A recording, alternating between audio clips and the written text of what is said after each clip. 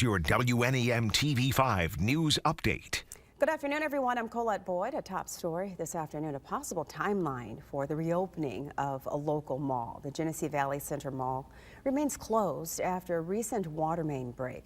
Now, earlier, the mall confirmed on Facebook it would be closed today, but mall management is now sharing more information at this hour. Mall management says the water main break started in an interior corridor over the weekend, but it avoided any potential flooding or water damage to store spaces. In a statement, management says the mall will remain closed as repairs take place, and we aim to open before the end of the week. We'll continue to keep the community updated via social media regarding the timeline for reopening, end quote. Well, new details in the search for a suspect after a stabbing in Mount Pleasant. Police say they're trying to find this man right there, 57-year-old Paul Ellingson. They say he stabbed his roommate Friday night on Granger Street before taking off in that person's car. It's a maroon 2020 Mitsubishi Mirage. His roommate was hospitalized. No word on his condition. Well, the Mott Community College Education Association and Faculty Union voting to support the United Teachers of Flint decision to authorize job actions. This comes after the Flint School Board overturned a settlement agreement that had been reached between the teachers union and school district administrators. 3 members of the school board sat on that bargaining committee approving the settlement, and the school board have yet to explain why they went back on that agreement. United Teachers of Flint filed unfair labor practice charges against the Flint Board of Education. Now, teachers in Flint, well, the salary schedule shows that the lowest is in Genesee County, ranking near the bottom among all public schools across the state. Many teachers have left the school district to make more money in neighboring districts. Now, here's Diane with a look at your forecast.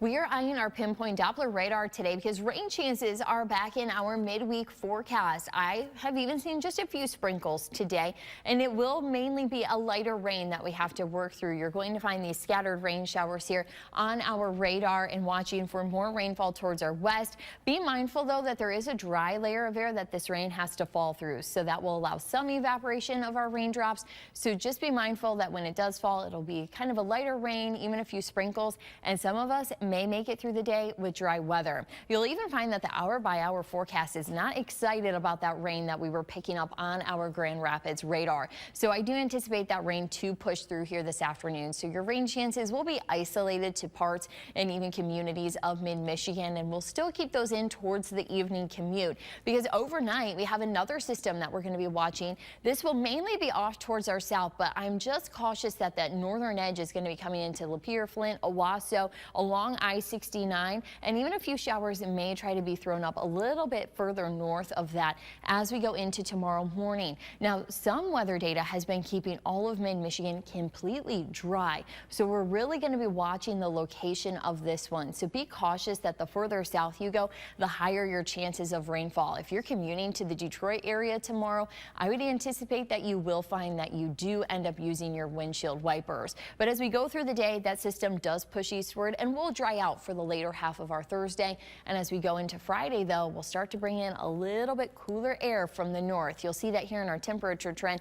After the mild conditions today, tomorrow, we go into the 30s for Friday and Saturday, getting us a little bit closer to where we should be for February. But that doesn't last long. Here we go again. Numbers jumping back up. We're going to be headed into the 50s, monitoring some big heat for next week. You'll see those numbers here, of course, on your first alert 7-day forecast. Once we get through the slight rain chances here today and tomorrow, we'll see that we have a mainly dry forecast for our weekend plans, even bringing some sun back out before we have another system towards Tuesday of next week.